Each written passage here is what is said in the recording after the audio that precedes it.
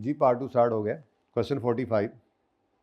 Late आने वालों को खूब टाइम मिल गया इत्तेफाक से, जो मंडे को आए थे पीआरसी वाले। डेट ऑफ परचेज है 1 जनवरी 15, कॉस्ट है 1 lakh, residual value 20,000, rate straight line 8% है। ठीक है, तो on 1 January 15 depreciation method is change to WDV with new rate of पता नहीं क्या, there is no change in RV।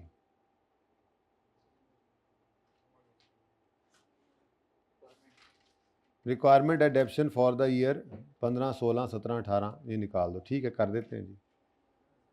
इसको ज़रा 1 मिनट पेंडिंग करें।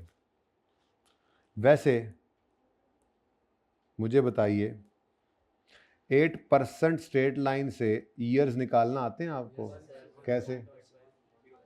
1/12.5 तो रेजिडल वैल्यू का चक्कर तो नहीं करना कोई? चलो ठीक है, देख लेना। 12 ये पेंडिंग है अभी फ़िलहाल। ओके, मैं ज़रा इस बहस में पढ़ना नहीं चाह रहा फ़िलहाल। आगे चलो। हाँ, इससे ज़्यादा मुश्किल सवाल है अगले वाला कि WDV से ही WDV में जाना है, वो ज़्यादा मुश्किल है। ठीक है, उसके बाद फिर ये भी पेंडिंग करेंगे, ये भी पेंडिंग करेंगे, क्योंकि अब मैंने ना वो बहुत लेट हो रहा हूँ। मैंने बुक वैल्यू पे एसेट अकाउंट बनाना सिखाना है, उसका एक सवाल कराना है और फिर होमवर्क पे 2 सवाल भी देने हैं। तो इसलिए फिर ये कल आते साथ 5 मिनट में कर लेंगे। ठीक है, ये आसान है ना, इसलिए पेंडिंग कर रहा हूँ, क्योंकि इसमें क्या है, बुक वैल्यू से स्ट्रेट लाइन पे जाना है। इसमें स्ट्रेट लाइन से WDV पे आना था, इसमें WDV स्ट्रेट लाइन, तो एक जैसे ही है, आसान है, कर लेंगे। फिलहाल मैं ना ये करवा दूँ 46, तो इसके अंदर ये जो क्वेश्चन मार्क है ना इस सवाल के अंदर भी, वो भी निकालना आपको आ जाएगा। ठीक है, ओके। चल, डेट ऑफ परचेज 1 जुलाई। ओए होए, एक तो बड़ी मुसीबत है। 1 जुलाई, ऑन 1 जुलाई द डायरेक्शन है, ये पता नहीं क्या लिखा हुआ है।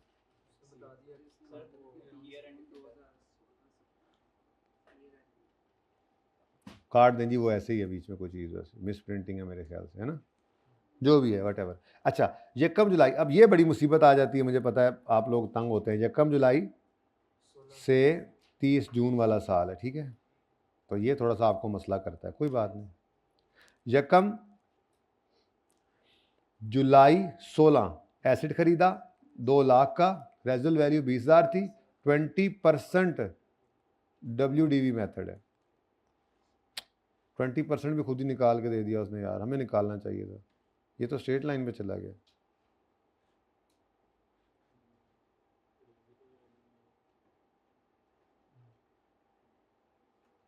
हाँ, ये आसान है।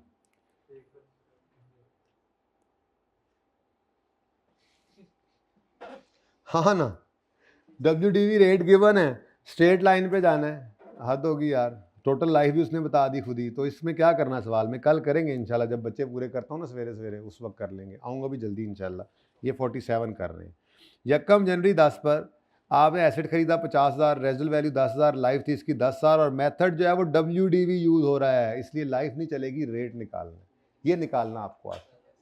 असल में ये सवाल इसलिए करा दूँ, ज़रा सबसे मुश्किल सवाल ये है। ठीक है, अच्छा, उसके बाद 1 जनवरी 12 पे जाके चेंज होना है एस्टीमेट, और उसमें भी मेथड कोई नहीं है चेंज हो रहा, रेजिडल वैल्यू भी नहीं चेंज हो रही, सिर्फ क्या चेंज हो रही है, इसका मतलब फिर से रेट दोबारा निकालना पड़ेगा और फिर से वो फॉर्मूला ही यूज़ होगा। असल में ये सवाल मैं इसलिए करवा रहा हूँ। ठीक है, तो जगह तो मैं बड़ी खुली खुली छड़ी सी, लेकिन सवाल नहीं करवा रहे। 47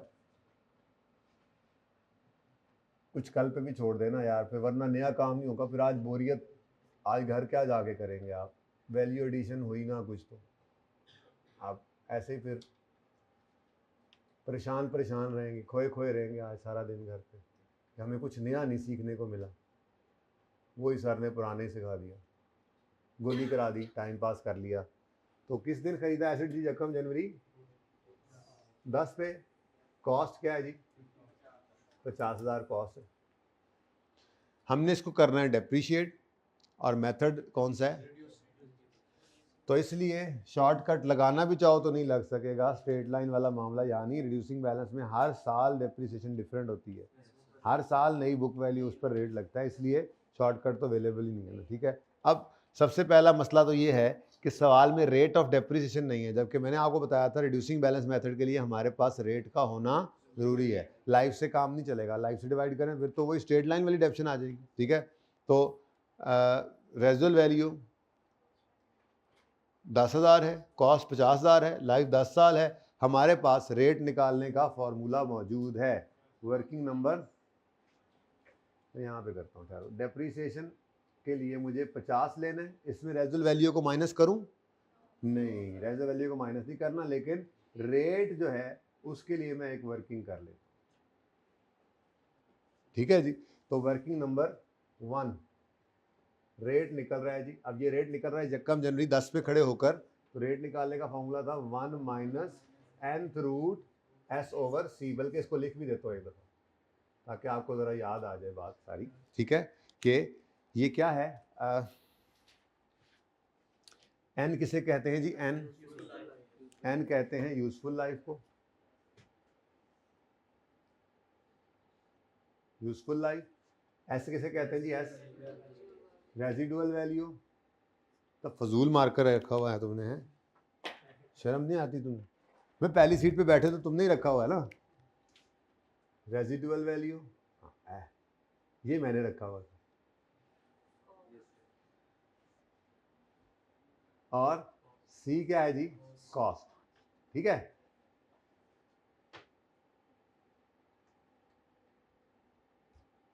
तो ओरिजिनली जब रेट पहली बार इस्तेमाल हो रहा है, ठीक है, तो ये काम करना है, ठीक है। तो वर्किंग 1 में हम रेट निकाल रहे हैं, तो 1 माइनस, अब यूजफुल लाइफ सवाल में देखो कितनी है जी यूजफुल लाइफ?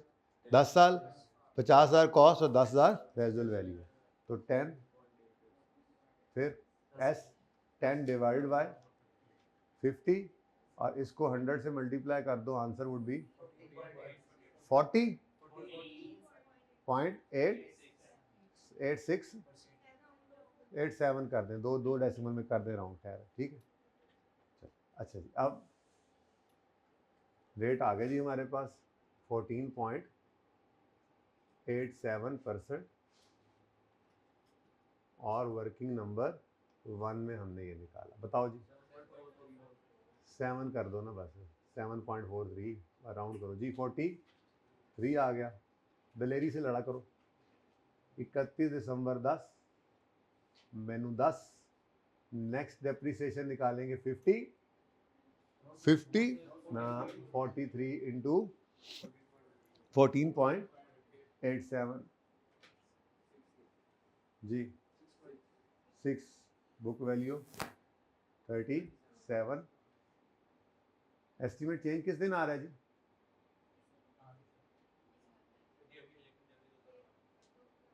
हाँ, तो 31 दिसंबर 11 का मतलब यकम जनवरी 12 ही होता है, ठीक है। तो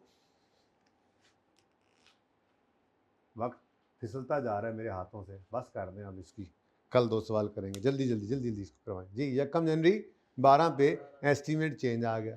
अब एस्टीमेट चेंज आ गया तो बुक वैल्यू इस दिन की चाहिए फ्यूचर डेप्रिसिएशन के लिए, वैसे भी रिड्यूसिंग बैलेंस में वही यूज़ करते हैं, खैर चलो वो 37 अवेलेबल है, और रिवाइज्ड जो रिमेनिंग लाइफ जो है वो चाहिए होती है। अब असल में रिमेनिंग लाइफ कितनी हो गई है, वो क्या कह रहा है? ऑन यकम unit total life is estimated at 5 years, total 5 years है, तो रिमेनिंग, तो वो तो 5 माइनस 3 हमें खुद करना पड़ेगा, 2 कितना आ गया जी? 3 ईयर्स, ठीक है जी। रिमेनिंग लाइफ हमने खुद निकालनी है, लेकिन इससे मसला ये है, और तो मसला कोई नहीं है, मसला ये है कि आपको पता है ओरिजिनली 10 साल वाली लाइफ इस्तेमाल हुई थी तो रेट निकला था, अब वो 2 साल के बाद बची हुई थी 8 साल, लेकिन वो कह रहा है नहीं अब बची हुई है 3 साल। तो अगर लाइफ बदल गई है तो फिर रेट ऑफ एडप्शन तो बदलना है ना, जिससे वो फॉर्मूला कैलकुलेट हुआ था, रेट निकला था, वो लाइफ अगर बदल गई, रेट में लाइफ यूज़ हुई थी ना, लाइफ बदल गई तो रेट बदलना है।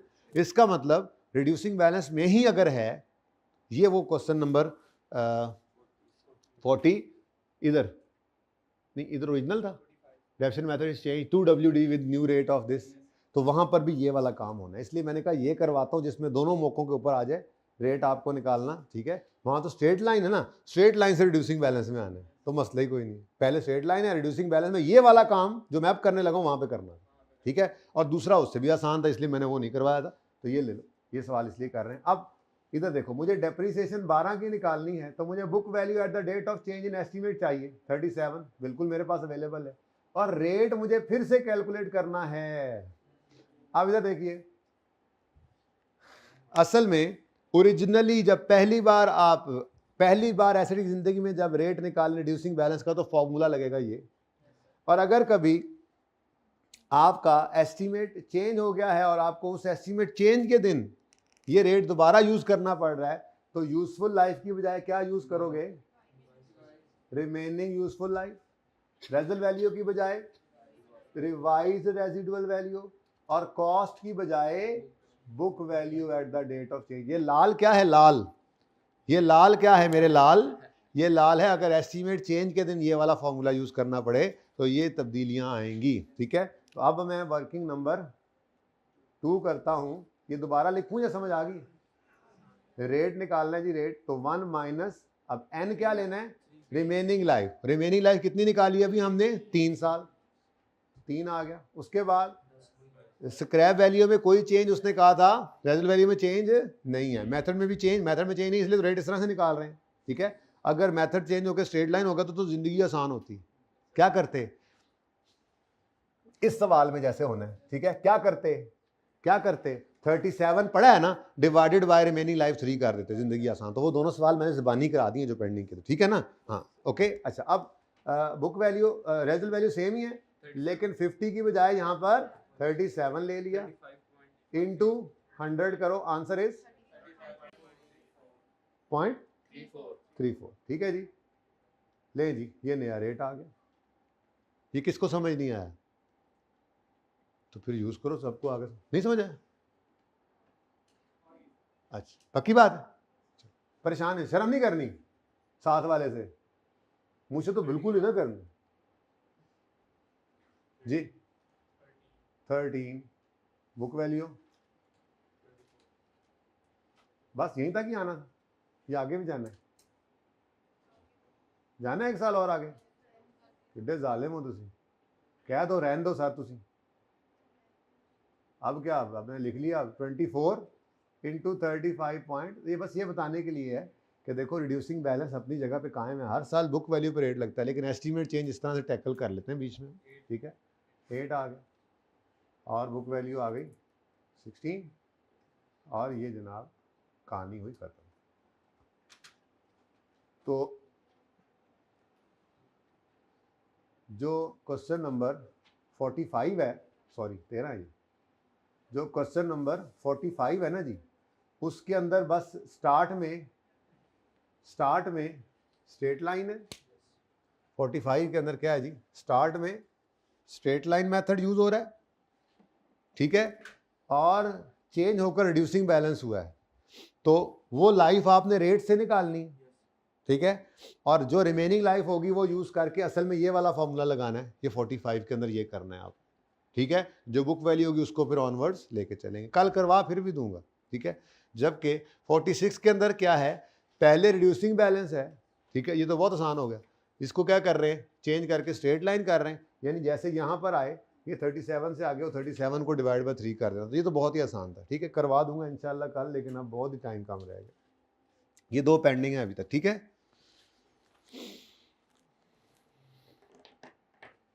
चलो,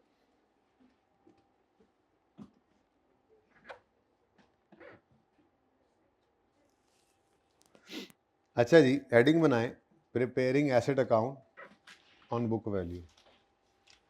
ये आपके IAS 16 के चैप्टर में यूज़ नहीं होना, सादा बात। ये जहाँ मजबूरी होगी डेटा के हिसाब से हम वहाँ यूज़ करते हैं, ठीक है। आप इसके साथ लिख सकते हो स्टार लगा के कि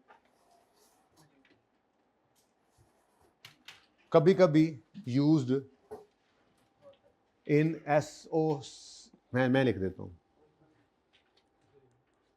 कभी कभी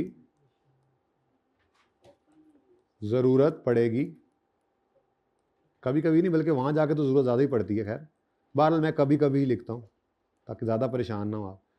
कभी कभी ज़रूरत पड़ेगी NPO और स्टेटमेंट ऑफ बल्कि करेक्शन में भी एनपीओ, चलो NPO statement of cash flows और करेक्शन में, करेक्शन ऑफ एरर में। अच्छा, करेक्शन ऑफ एरर चूंकि आईएस 8 के चैप्टर में भी आ जाता है ना, इसलिए वहाँ पे जहाँ जहाँ करेक्शन ऑफ एरर जा सकता है वहाँ ये मसला भी पड़ सकता है, ठीक है। कभी कभी ज़रूरत पड़ेगी NPO statement of cash flows और करेक्शन ऑफ एरर वगैरह लिख देता हूँ ना, ताकि कोई और आ जाए तो मैं कहूँगा वगैरह लिखा था ना, वगैरह के टॉपिक्स में। सारी बातें मैं आपको बता, सारे चोर रास्ते मैंने बताए होते हैं आपको, ठीक है जी। तो ये कभी कभी ज़रूरत पड़ेगा। और वैसे मैं बताऊं, ये जो कैश फ्लो का टॉपिक है और एनपीओ का टॉपिक है, कैश फ्लो का ख़ास तौर पे, ठीक है जी, इसमें तो ये तकरीबन हर सवाल में यूज़ करना पड़ जाता है। उसकी वजह बेटा, बैलेंस शीट से हम कैश फ्लो बना रहे होते हैं और बैलेंस शीट में आपको पता है बुक वैल्यू नज़र आती है, तो हमारी मजबूरी होती है जो गिवन डेटा होता है उसी से हमने चलना है, तो वो बुक वैल्यू से ही हम चल रहे होते हैं, तो फिर ये अकाउंट वहाँ पर ज़रूरत पड़ता है। तो अब चूँकि टॉपिक चल रहा है तो यहीं पर मैं आपको सिखाता हुआ चलूँगा, ठीक है ना, ताकि फिर जब ज़रूरत पड़े तो वहाँ पे फिर रिवाइज करना पड़ा तो आप यहीं से देख कर रिवाइज कर लेंगे, ठीक है। तो ये बहरहाल आपके इस पीपीई के टॉपिक की हद तक इसकी ज़रूरत नहीं है, क्योंकि असल प्रेजेंटेशन वही है, एसेट अकाउंट को अलग रखना और अक्यूमुलेटेड डेप्शन को अलग रखना। ये स्टैंडर्ड की रिक्वायरमेंट है कि ऐसे रखा करो। तो वो अलग बात है कि फिर बुक वैल्यू जब बैलेंस शीट में प्रेजेंट होती है तो हमें कभी वो यूज़ करनी पड़ जाए तो हमें ये तरतीब आती हो, वरना एसेट अकाउंट हमेशा अलग ही रखना है और अक्यूमुलेटेड डेप्शन अलग ही रखनी है। करी जाए बातें आप रोज़ाना की तरह से। अच्छा जी, अब इसके अंदर फ़र्क कहाँ कहाँ पे आना है ये ज़रा देख लेते हैं।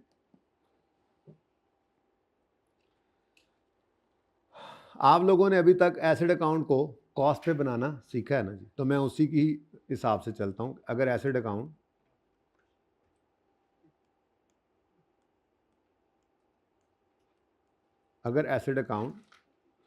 is prepared at cost,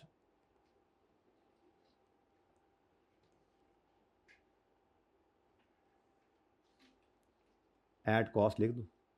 अगर asset account is prepared at, लिखना चाहिए इज प्रिपेयर्ड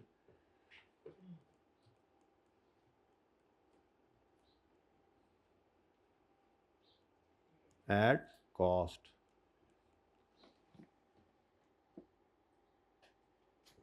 और दूसरा ऑप्शन जो आज सीखने लगे हैं वो क्या है, एसेट अकाउंट प्रिपेयर हो बुक वैल्यू पर।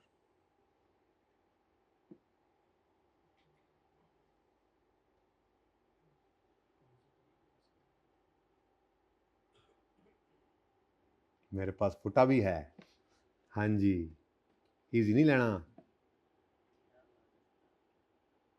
एक तो यार ये बड़ा खतरनाक आदमी है, पता नहीं कहाँ से तुम लोग ले आए उसको यार, जहाँ से लाया वहीं छोड़ा उसको जाके। नहीं वो तो मुझे भी पता है, पॉश करके आए हैं, खतरनाक बने हैं। क्या कैंट से आया है, okay. Asset account is prepared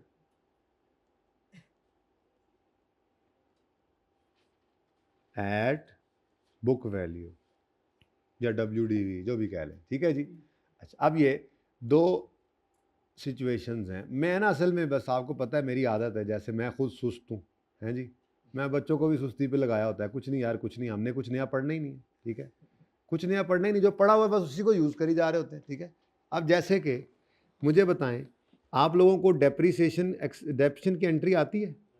ज़रा बताओ आपने जो, हाँ एक मिनट ज़रा मैनू गलते करन देनी सी, ज़रा मुझे बताओ कि जो आपने एसेट अकाउंट कॉस्ट पे बनाया था उसमें आपने डेप्शन की क्या एंट्री पास की थी? Depreciation expense debit, accumulated depreciation, तो डेप्रिसिएशन एक्सपेंस डेबिट और एक्यूमुलेटेड डेप्रिसिएशन क्रेडिट। अगर एसेट अकाउंट बुक वैल्यू पे प्रिपेयर होने लग जाए तो इस एंट्री में क्या चेंज आएगी, खुद ही सोच के बता दो।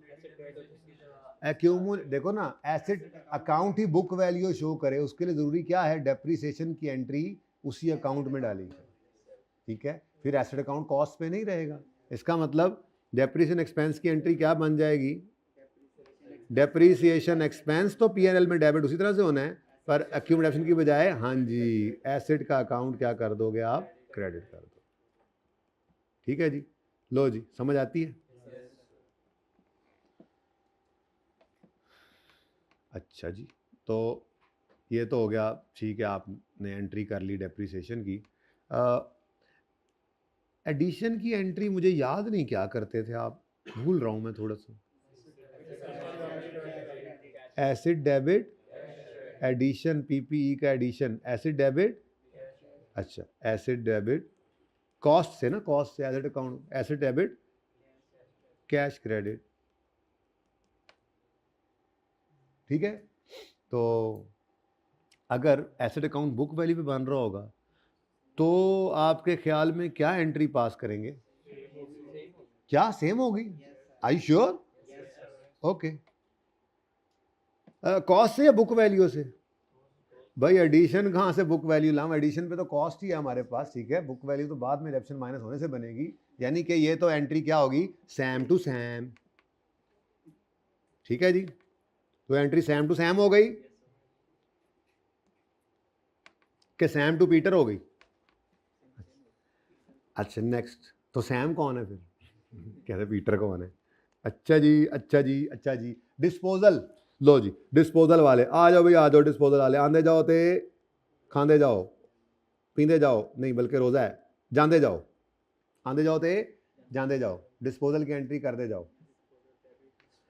एक्यूमुलेटेड डेप्रीसिएशन का अकाउंट डेबिट होता था, और मैं कट्ठी एंट्री लिख रहा हूँ, ठीक है, कैश का अकाउंट डेबिट होता था और एसिड का अकाउंट क्रेडिट होता था, जाने वाले एसिड की कॉस्ट से। अच्छा अब ये थोड़ा मैं अज्यूम कर लूँ, अगर फिगर्स आप लोग इजाज़त दें तो आप ही कर दें, बल्कि कोई एसिड जिसकी कॉस्ट कितनी कितनी कॉस्ट है बताओ, 50 रुपये एसिड की कॉस्ट है जी, क्रेडिट कर दिया। इसकी अक्यूमुलेटेड डेप्रिसिएशन जो है वो लेट से अपना है 28, ऐसे ही मेरी मर्जी, कुछ मेरी मर्जी चलेगी ऐसे फिगर, ठीक है। और ये जो एसेट है इसके हमें मिल गए 20 रुपये, 20 रुपये। अब मुझे बताओ गेन है या लॉस है? माड़ा या सही पर लॉस है, ठीक है, मैंने लॉस करवाना था, ठीक है जी। दो क्या आ गया जी, पीएनएल में लॉस, गेन भी आ सकता था लॉस भी आ सकता था, ठीक है जी। लो जी ये जनाब आपकी जनरल एंट्री आ गई डिस्पोजल की, आती है ना आपको? अच्छा अब थोड़ा सा ना ऐसे ही बस दिमाग पे थोड़ा सा जोर दें, ज़्यादा ना दीजिएगा, आपको पता ही आप लोगों को बड़ा डर लगता है कि ज़्यादा दिमाग पे जोर दिया तो फ्रेजाइल सी चीज़ है, ठीक है, कहीं को गड़बड़ हो गई तो कौन जिम्मेदार है, इंतजामिया जिम्मेदार है नहीं। तो थोड़ा सा जहन पे जोर देकर मुझे बताएं, अगर यही एंट्री आपको करनी पड़े और एसेट अकाउंट आपका बन रहा हो बुक वैल्यू पर, तो सेम एंट्री नहीं आ जाएगी? बेटा जी देखो, जी हाँ, आप जब एसेट अकाउंट बुक वैल्यू पे बनाते हो ना, यानी डेप्रीसिएशन एक्सपेंस की एंट्री आप कर देते हो एसेट अकाउंट में ही, तो एसेट अकाउंट के अंदर कॉस्ट रहती नहीं है फिर एसेट की, तो जो एसेट बिकने लगेगा उस एसेट की तो बुक वैल्यू पड़ी होगी एसेट अकाउंट में। इसका मतलब असल में ना, असल में जब एसेट अकाउंट ही बुक वैल्यू पे बन जाता है, यानी आप देखो फर्क होता क्या था, एसेट अकाउंट जब कॉस्ट पे बनता था तो डेप्शन एक्सपेंस की एंट्री एसेट अकाउंट में नहीं होती थी, एक्यूमुलेशन में होती थी, यही तो फर्क था। तो वो एक नया अकाउंट वजूद में आता था जिसमें हम एसेट के अंदर होने वाली कमी को अकोमुलेट करते थे, ठीक है। लेकिन अब हमने उस एंट्री को जब एसेट अकाउंट में किया तो हमने तो अक्यूमुलेटेड डेप्शन के अकाउंट का कड़ाका ही निकाल दिया, अब तो वो एग्जिस्ट ही नहीं करता, और सही है। तो इसका मतबल क्या हुआ, इसका मतबल ये हुआ कि ये कोई नहीं आएगा, ये कोई नहीं आएगा, ठीक है। और कॉस्ट की बजाय हमें बुक वैल्यू एसेट अकाउंट में से क्रेडिट करनी पड़ेगी, क्योंकि जो चीज पड़ी होती है वही निकालते हैं, याद है मैंने आपको कहा था एसेट अकाउंट में जो पड़ा होगा वही निकालेंगे। जब पहला स्टेप पहले दिन लिखवाया था डिस्पोजल में कि एसेट अकाउंट को क्रेडिट करेंगे जाने वाले एसेट की कॉस्ट से, आपने कहा था कॉस्ट क्यों, मैंने कहा था भाई एसेट अकाउंट में पड़ी ही कॉस्ट है, कमी तो अलग अकाउंट में पड़ी है तो वहां से निकालेंगे। लेकिन आज तो एसेट अकाउंट में क्या पड़ा हुआ है, बुक वैल्यू, तो निकालेंगे भी क्या, बुक वैल्यू, ठीक है। अब बुक वैल्यू है कितनी, हाँ 22, तो ऊपर वाला तो काम एग्जिस्ट ही नहीं ना करता, ये मैं यूं करके ज़रा मिटाऊंगा कि ये है ही नहीं, ये तो होगा ही नहीं, अक्यूमुलेटेड डेप्शन का अकाउंट तो एग्जिस्ट ही नहीं करेगा अगर आपका एसेट अकाउंट किस पे बन रहा है, बुक वैल्यू, ठीक है। और आपकी बुक वैल्यू जो है वो 22 बनती है, 22 रुपये, ठीक है जी। तो 22 रुपये एसेट के अकाउंट में से क्रेडिट करेंगे, यानी कि फ़र्क कोई नहीं पड़ना, आंसर तो सेम ही होना है, ठीक है। लेकिन ये प्रेजेंटेशन सही नहीं है, ये स्टैंडर्ड की रिक्वायरमेंट नहीं है। स्टैंडर्ड जब नोट में जाएंगे ना, स्टैंडर्ड ये कहता है एसेट अकाउंट कॉस्ट मतलब अलग दिखाओ, ग्रॉस कैरिंग अमाउंट कॉस्ट अलग दिखाओ और एक्यूमुलेशन अलग दिखाओ, ओपनिंग से क्लोजिंग तक ओपनिंग भी दिखाओ, क्लोजिंग भी दिखाओ और मूवमेंट भी दिखाओ। नोट में सब कुछ दिखाना पड़ता है। तो ये तो कोई अच्छी वो नहीं है प्रेजेंटेशन, ठीक है। लेकिन ये हमने मजबूरी के दर्जे में जब कभी यूज करना तो मैं उसलिए सिखा रहा हूँ, सिखा इसलिए अभी रहा हूँ क्योंकि अब ये चल में है टॉपिक, अभी सीखा जाएगा बाद में। तो फिर वेले दी नमाज़ां ते कवेले दियां टकरां, तो बाद में तो आपने टकरें मारनी है, अभी है वो वेले नाल समझा लूँ तो मैंने कहा बारे में जी। और एक्सचेंज की ट्रांजैक्शन, एक्सचेंज क्या एंट्री है, क्या एंट्री सीखी हुई है, एक्यूमुलेटेड डेबिट, वही डायरेक्ट ही कर लिया करें, एक्यूमुलेशन डेबिट और एसेट डेबिट न्यू की कॉस्ट से। ऐसे छोड़ के जाता है कोई रास्ते में, जैसे तुम जा रहे हो हैं, ऐसे कोई छोड़ के जाता है? जल्दी लौट आना, किताब भी लेके जा, रख दी। अच्छा जी, एसेट डेबिट न्यू की कॉस्ट से, और एक लाइन छोड़कर एसेट क्रेडिट ओल्ड की कॉस्ट से, और कैश नॉर्मली क्रेडिट ही होता था, मैं क्रेडिट ही लिख रहा हूँ, वैसे डेबिट भी हो सकता था लेकिन मैंने फिर क्रेडिट ही लिखा फिलहाल, ठीक है। अब लो भाई, कोई डेटा ज्यूम कर लेते हैं, लॉस ही निकलवा लेना, मेरा मशवरा है लॉस ही निकलवा लेना, ठीक है जी। कोई डेटा ज्यूम कर लो, करो, मैं अपनी लेना शाना ला ला, तुसी करो अपना काम, आपको किसने रोका है काम करने से? कोई डेटा ज्यूम नहीं करना, यानी ये भी काम मैं नहीं करना होता है।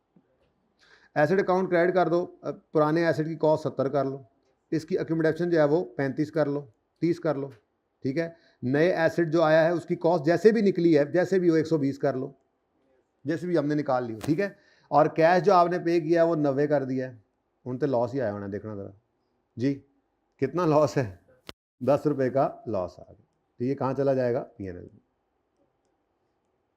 अब ये कितना आसान काम था ना, ये पता नहीं क्यों ये पहले क्यों नहीं करा दिया भाई। पहले इसलिए नहीं कराया कि ये कोई प्रेफरेबल ट्रीटमेंट नहीं है, ठीक है। हाँ जी, पहले इसलिए नहीं करवाया कि ये प्रेफरेबल ट्रीटमेंट नहीं है, ओके। तो खैर चले, अब तो जो है सो है, क्या हो सकता है अब। अच्छा, अगर यही एंट्री आपको करनी पड़ जाए और आप एसेट अकाउंट बना रहे हों बुक वैल्यू पर, तो फिर क्या फ़र्क पड़ेगा? क्योंकि एक्यूमुलेटेड एक्शन का अकाउंट जो है उसका वजूद ही कोई नहीं, ठीक है, ये तो है ही नहीं। तो बस फिर एसेट अकाउंट में पड़ी होगी पुराने एसेट की बुक वैल्यू, तो वही ओल्ड की कॉस्ट नहीं, ओल्ड की बुक वैल्यू है, तो वो हम क्रेडिट कर देंगे। और वो कितनी है जी? 40। बस ये चेंज आना है, बाकी सब सवाल वैसे ही होने हैं, ठीक है, गेन लॉस भी वैसे ही आना। Got it? अच्छा, अब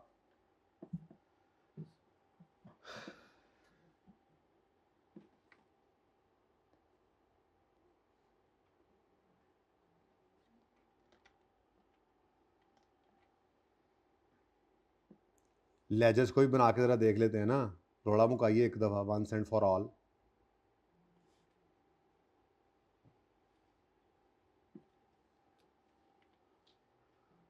अगर जी एसेट अकाउंट को हम प्रीपेयर कर रहे हैं एट कॉस्ट और बुक वैल्यू, तो लेजर्स की शक्लों में कौन कौन से लेजर बनते हैं ज़रा वो देख लेंगे ना, उनकी शक्लों में क्या क्या फ़र्क आता है ये भी देख लेते हैं, ठीक है जी। बस ये टॉपिक मैंने ऐसे ये इस कॉन्सेप्ट को मैंने कराया ऐसे ही देना है, आपको पता ही लगना, ठीक है। एसेट अकाउंट कॉस्ट पे बनता है और अक्यूमुलेटेड डेप्रिसिएशन का अकाउंट भी बनता है, ठीक है।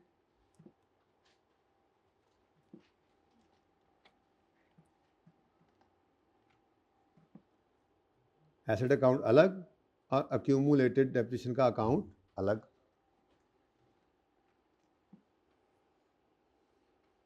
तैयारियां पूरी कर लूँ ना मैं।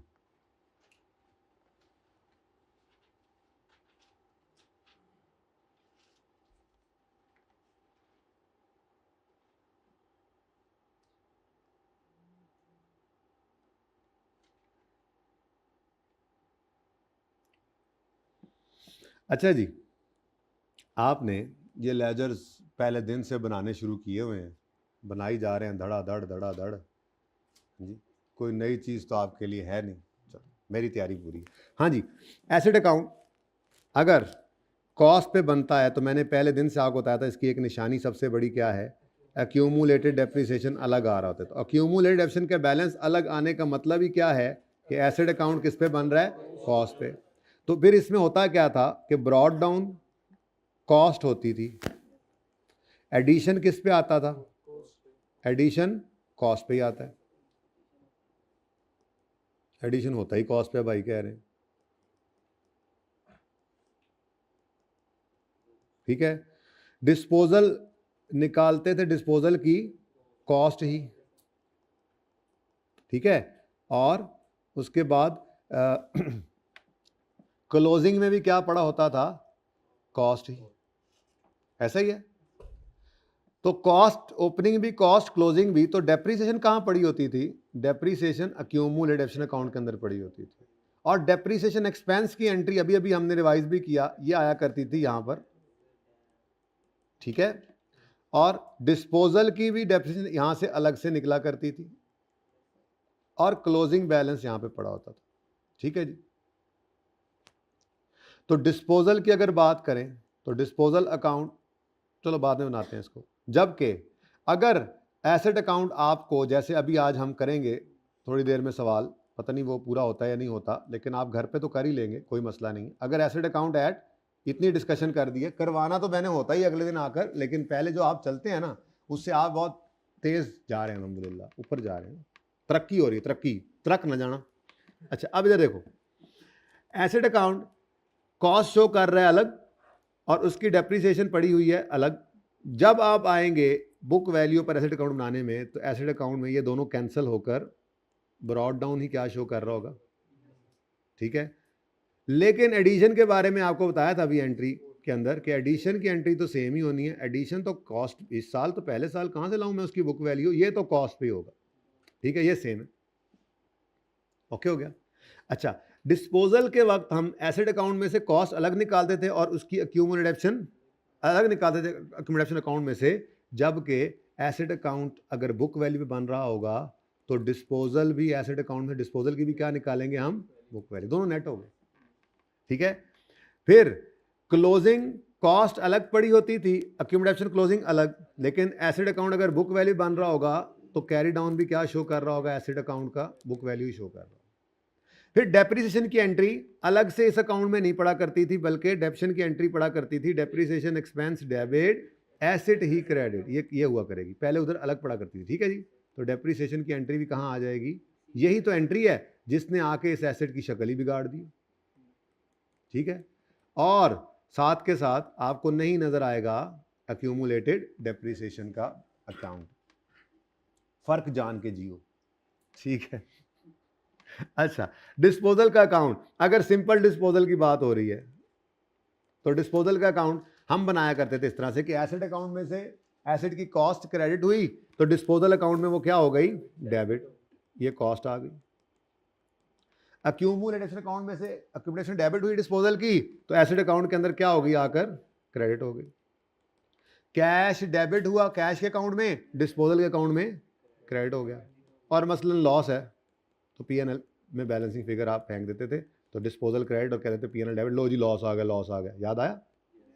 अच्छा, अगर आप यही काम करें और आपका अकाउंट बन रहा हो बुक वैल्यू पर, किधर गया मेरा अकाउंट जी, अगर आप डिस्पोजल करें सिंपल, लेकिन आपने डेप्रिसिएशन किया, तो बात असल में ज़हन में रखना, मेथड डेप्शन जो मर्जी हो पड़ा, asset account straight line method है, एसेट अकाउंट कॉस्ट पे बन सकता है, बुक वैल्यू पे। रिड्यूसिंग बैलेंस है, एसेट अकाउंट कॉस्ट पे बन सकता है, बुक वैल्यू पे भी, ठीक है। आउटपुट मेथड है, एसेट अकाउंट कॉस्ट पे बन सकता है। असल में तो डेप्शन एक्सपेंस जैसे मर्जी निकाला है, जिस मर्जी मेथड से निकाला है आपने, उसकी एंट्री ये डिटरमिन करती है कि एसेट अकाउंट आप कॉस्ट से बना रहे हैं या बुक वैल्यू। अगर आपने एंट्री पास की डेप्शन एक्सपेंस डेबिट एक्यूमुलेट डेप्शन क्रेडिट, तो एसेट अकाउंट हमेशा कॉस्ट शो करेगा, जो कि होना भी ऐसे ही है, असल यही ट्रीटमेंट है। और अगर एसेट डेप्शन की एंट्री आपने कर दी है डेप्शन डेबिट एसिड क्रेडिट, तो asset account book value show करने लग जाएगा। ये मैं सिर्फ सिखा रहा हूं, बनाते हम वही वाला है, लेकिन ये वाला भी बनाना पड़ता है मजबूरी में, क्योंकि अल्टीमेटली नेट में आंसर तो सेम ही होता है, ठीक है ना। तो मजबूरी में जब बनाना पड़े तो तरीका आता हो, ठीक है। अच्छा, तो अगर डिस्पोजल होगा तो देखो एसेट अकाउंट में से निकल ही क्या रहा है, तो कॉस्ट अलग अकोमोडेशन अलग नहीं, बल्कि एसेट अकाउंट में से क्या आ जाएगा, बुक वैल्यू। मैंने असल में इसलिए वो 2 सवाल स्किप किए, लेकिन फिर भी काफ़ी क्लोज हो गया काम चेंज ने एस्टिमेट करते हुए। असल में ज़्यादा टाइम हमने उस पर ऐसे ही लगा दिया, चौथे पे थोड़ा सा। अच्छा जी, हाँ देखो ना, कॉस्ट अलग से और अकोमोडेशन अलग से नहीं आ रही, ठीक है, बल्कि अकोमोडेशन का तो वजूद ही कोई नहीं है, वो है ही नहीं, तो कहाँ से डेबिट क्रेडिट होना है उसमें, ठीक है। तो कैश आ गया, और यानी देखा जाए ना तो ये काम ज़्यादा आसान है, ये एक स्टेप ही सिरे से रिमूव हो गया हमारा, एक अकाउंट ही जाता रहा, तो ज़िंदगी तो आसान हुई है, लेकिन ये हमारी प्रेजेंटेशन नहीं है स्टैंडर्ड की रिक्वायर्ड, ठीक है, इसलिए ये नहीं बनाते हैं। बात हो जाए disposal through exchange, disposal by way of exchange, तो उसके अंदर क्या करते थे, स्टेप बाय स्टेप अगर हम चलें तो हम कहते थे जी, जाने वाले एसेट की कॉस्ट को एसेट अकाउंट में से क्रेडिट करें, और ये डिस्पोजल में क्या कर दें, डेबिट। एसेट होल्ड की कॉस्ट, याद आया। फिर इसकी अक्यूमुलेटेड एडिशन को डेबिट करते थे, और इसको भी कहाँ ले जाते थे, डिस्पोजल में। ये पहले वाला एडिशन सिंपल था ना, ये कौन सा आ गया, एक्सचेंज वाला।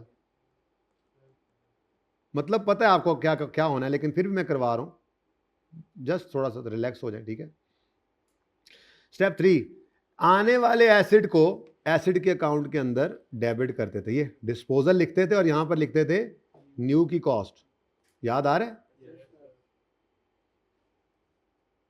ठीक है। और ये क्रेडिट हो जाता था डिस्पोजल के अकाउंट में, एसिड न्यू की कॉस्ट। फिर कैश नॉर्मली पे होता था, तो कैश क्रेडिट, तो डिस्पोजल का अकाउंट डेबिट, और गेन लॉस इधर ही रखो, लॉस ही हमने कहा था जी, आने दो जरा, एक जैसे चल रहा है ना जरा। अब अगर यही काम आपने करना है और एसिड अकाउंट आपका बन रहा है बुक वैल्यू पर, तो भाई एसिड अकाउंट में से भी क्रेडिट क्या होगा, बुक वैल्यू ही होगी डिस्पोजल की, ठीक है जी। एसिड अकाउंट से क्या क्रेडिट करोगे, बुक वैल्यू, ठीक है जी। जैसे सिंपल डिस्पोजल की बुक वैल्यू क्रेडिट हुई थी, बिल्कुल वैसे ही एक्सचेंज वाले एसिड की भी बुक वैल्यू आपने क्रेडिट कर दी, ठीक है जी। तो बुक वैल्यू यहां से निकल के चली जाएगी। तो एक्सचेंज के केस में डिस्पोजल का अकाउंट अगर एसेट अकाउंट बुक वैल्यू पे बन रहा है, तो असल तो वो डिटरमिन कर रहा है ना, तो एक्सचेंज के केस में क्या होगा जी, ओल्ड एसेट की क्या आएगी, book value, old book value, और अक्यूमुलेशन वाली जगह खाली, हमारा दोस्त नहीं नजर आएगा, हमें सूना सूना होगा हमारा, ये यहाँ पे सहन दोस्त ही नहीं है हमारा। और नए एसिड की कॉस्ट जो है वो एसिड अकाउंट के अंदर उसी तरह से डेबिट होगी, न्यू की कॉस्ट, ठीक है जी, और इधर हो जाएगी डेबिट,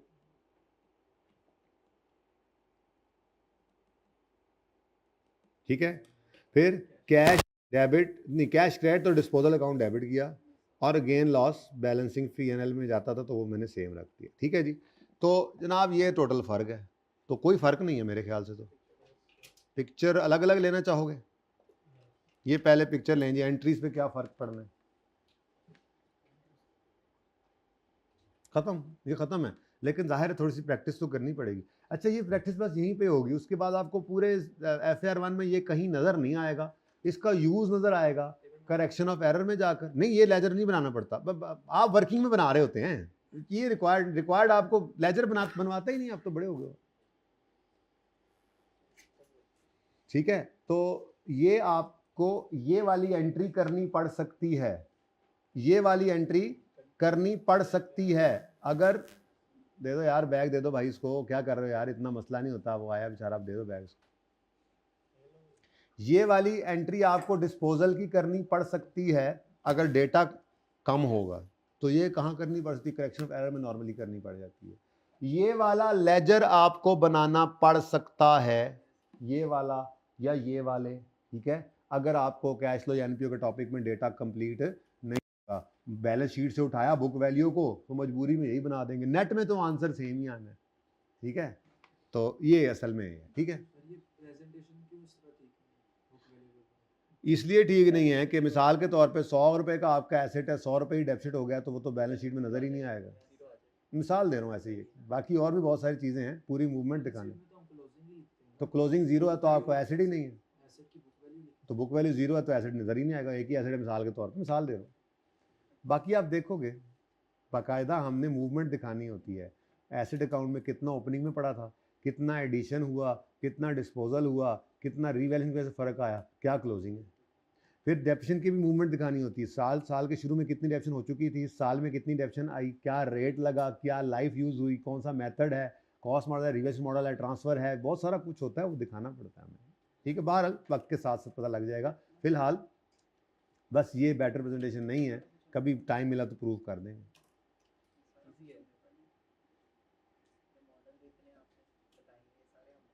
नहीं, रीवैल्यूएशन मॉडल हमने पढ़ना है। और मैं बात कर था नोट की, तो नोट हमने बनाना सीखना है ईद के बाद, जब नोट बनाने जोगे होंगे, क्योंकि नोट में तो आई कैप के अरसे बाद में रीवैल्यूएशन भी है, वो भी वही शुरू नहीं कर पा रहे हम, जी चूँ चल रहे हैं बस। अच्छा जी, आओ ज़रा खुशबू लगा के होमवर्क और एक और होना चाहिए होमवर्क। अब मैं सवाल बस पढ़ने लगा हूँ। एक 48, 49, 50, 158 सफ़े पे ये 3 सवाल हैं। सवाल इनके सॉल्यूशंस भी हैं, है ना? नहीं है, इनके सॉल्यूशन नहीं है। पास होने वाले बच्चों ने पता क्या जवाब दिया, इनके सॉल्यूशन है ही नहीं। जब तक पूरी बात कर दें आप, जब तक कि हम एक बार खुद कर नहीं लेंगे, जब खुद कर लेंगे फिर सॉल्यूशन आपके लिए ही है। फिर ये सॉल्यूशन क्लास के सजीले बच्चों आपके लिए ही है, ठीक है? अच्छा जी, पर फिलहाल नहीं है, जब तक एक बार करना नहीं, वरना फ़ायदा नहीं है। दिमाग सोचेगा कुछ नहीं, अब वो मोहताज बैसाखियों पे ही चलेगा सारी ज़िंदगी, ठीक है? इसको इससे उतारना है आपने, okay? Following ledger balances are, है बैलेंसेज आर नहीं रहा, ओहो हो, एज ऑन यकम जनवरी 12, और सिर्फ एसेट, और वो भी क्या शो कर रहा है, ओ अक्यूमुलेटेड एक्शन नहीं रहे, अक्यूमुलेटेड एक्शन इज नो मोर। अफसोस हुआ ना हमारा दोस्त। यानी कल जब मैं सवाल करूंगा, मैं यहाँ पे बनाऊंगा एसेट अकाउंट, जब आते साथ ही एक आधा सवाल करूंगा, यहाँ पे बनाऊंगा एसेट अकाउंट और ये जगह खाली रह जाएगी। हम कहेंगे हमारा दोस्त होता था, चला गया, जाने वाले को कौन रोक सकता है, ठीक है? तो खैर ये तो हो गया। एडिशन की एंट्री पता है आपको, पता चल गई है। An asset costing 50,000 purchase on is this dispose of on this on rate of डेप्शन 20% WDV। चलो अच्छी बात है, एसेट अकाउंट और डिस्पोजल अकाउंट बनाना है आसान है, क्योंकि आपने कुछ नया नहीं सीखा, उल्टा चीज़ें कम हो गई। 49 में भी सब कुछ वैसे ही चल रहा है, बस यहाँ मसला आएगा। An asset having book value of 1,12,000 on यकम जनवरी 13 इज डिस्पोज ऑफ ऑन 30 जून 13। इसकी कॉस्ट गिवन नहीं है। क्यों पागल है, हम निकालेंगे। अगर कॉस्ट गिवन नहीं है तो क्या हमें कोई डीओजी ने काटा है कि हम निकालेंगे? क्यों निकालेंगे, हमें नहीं चाहिए कॉस्ट, आज हमें नहीं चाहिए कॉस्ट, चाहिए क्या, बुक वैल्यू। लेकिन बुक वैल्यू भी किस दिन की चाहिए होती है, डेट ऑफ डिस्पोजल की। ये ज़हन में रखना, तो ये अभी पड़ी है साल के शुरू में, साल के पहले दिन, ठीक है? तो इससे कॉस्ट निकालने की जरूरत। अच्छा, लेट्स से भाई की बात मान लेते हैं, हम कॉस्ट निकालने का इरादा कर लेते हैं, निकाल सकते हैं। क्यों? डेट ऑफ परचेज ही नहीं है सवाल में, तो कैसे निकालेंगे? ठीक है, चलो बहरहाल ये भी हो गया दूसरा सवाल। और तीसरा नहीं, हाँ वो तो निकालनी है, क्योंकि हमें चाहिए क्या, बुक वैल्यू निकालनी। क्या है, बुक वैल्यू। करके आइएगा, मैंने तो करवाना ही है, एक आधा करवा दूंगा, बाकी आपने सारे किए होने। अगर आपने तसल्ली कही, आपने ओके की कहा तो आगे चले पड़ेंगे, नहीं तो दिल मेरा ये है कि ये वाला करवाऊंगा। क्योंकि इसमें क्या है, इसमें एक सादा डिस्पोजल है और एक तिलों वाला, सॉरी एक्सचेंज वाला, ठीक है? तो ये तीनों सवाल आपके होमवर्क में हैं। अभी मेरी तो प्यास बिल्कुल नहीं बुझी थी, लेकिन वक्त ने घंटी बजा दी, और अब मैं आपसे इजाज़त चाहूँगा। ज़िंदगी रही तो कल होगी मुलाकात। अल्लाह हाफिज़।